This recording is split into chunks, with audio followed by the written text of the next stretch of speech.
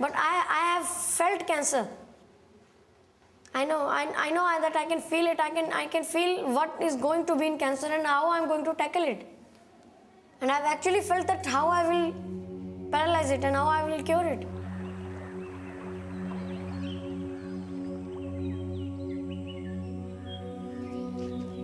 On the 19th of November 2000, in a rural Indian village at the foothills of the Himalayas, an operation was about to take place on an 8-year-old girl. But what was so extraordinary was that the surgeon carrying out the operation was 1 year younger than the patient. In this book, the surgery is well defined and it contains 57 surgeries. The girl had been badly burned as a toddler. Her hands had formed into permanent fists. Her fingers had fused together. As the girl's family were shepherds, they could not afford surgery. They turned for help to a young boy who had a reputation in the region for being a medical genius.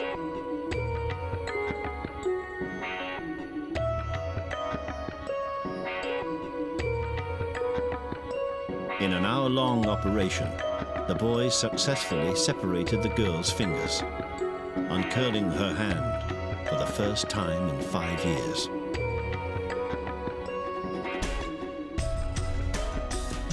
The operation was a success, and the legend of Akrit Jaswal, child surgeon, child genius, was born.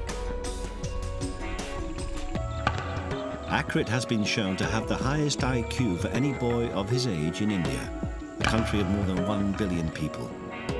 He has focused this phenomenal intelligence on medicine, and now, age 12, claims to be on the verge of discovering a cure for cancer. Brilliance has no one natural home. You never know where the next genius is going to come from, or predict what they're going to achieve. Akrit Jaswal comes from a sleepy village in a backwater of rural India. But Akrit's path has always been different. He was an early developer. He bypassed crawling, was walking and talking by the age of 10 months, and was reading Shakespeare in English by the age of 5. For cancer, this is the world-class and the world's best book for cancer studies. And for medical sciences, this is called the Bible of Medical Sciences. This is Gray's Anatomy by Henry Gray. Akrit's bedroom is full of medical science books, presents given to him by a father who fueled his passion for medicine. Days spent in doctor's surgeries observing dozens of operations turned Akrit's passion into a burning ambition. My basic aim is to remove all those screams, to remove the agony, to remove the pain from humans. Akrit is to spend 2 weeks based at Imperial College London, having his intelligence tested and talking super mechanisms, genes and therapies with scientists at the cutting edge of cancer research.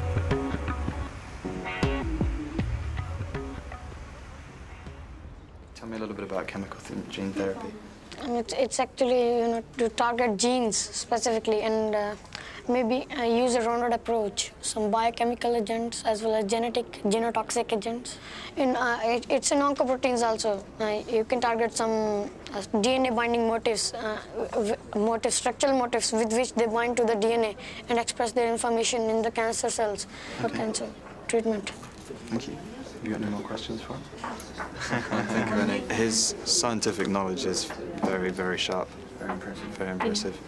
So I'd say that he's probably ahead of us in most of his scientific knowledge and his anatomy. At his age, whether the ethics of having someone who's not really into his teens treating patients and whether he can really comprehend problems with cancers such as the impact on someone's life. I think he's a very bright boy. He's not lacking in imagination, is he? He's certainly not lacking in Right or either wrong, intelligence or imagination. He's obviously been precocious and revered in his own environment back in India. And nobody's really taken them and him under their wing. There is some orthodox in the, in India, orthodox thinking that there are only divine powers and humans can't do anything. So do you think faith plays an Yeah, important yeah. role linked with medicine? because they have more faith in a 12-year-old than a doctor. Not in a 12-year-old doctor, in a 12-year-old boy with divine powers, rather than maybe a 12-year-old doctor. That's the problem in India. Yeah. What do you think about all that? That's rubbish. Akrit sees himself as a scientist, not a guru. It's important to him that his theories and thinking are objectively judged, not lost in spiritual wrapping. So you're now interested in research because you think solutions to medical problems will come through research, and you've got some ideas yourself? Yeah, I've got a lot of ideas. Actually, I've got millions of ideas, but I've also selected them few. Right now, I want to do is to develop a cure, just one single, the final cure, the genetic cure for cancer. A mega cure. Yeah, the genetic let's cure hear for about cancer. this. All right, let's hear some of the ideas about the genetic cure for cancer that you have.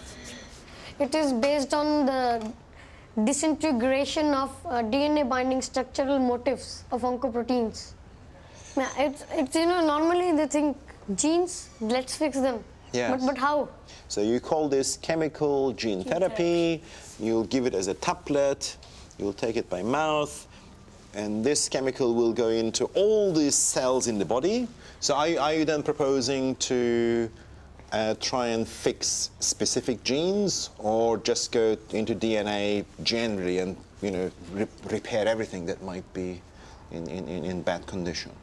Both. Both. That's not easy. That's not easy. A lot of people have tried that. It's not easy. It's not at all easy. But you're optimistic. Yeah. I've got actually a lot of mechanisms basically. And one was also based on the voltage-gated ion channels. But still, I have something little secret. Okay, well, we certainly don't want to get you to divulge secrets.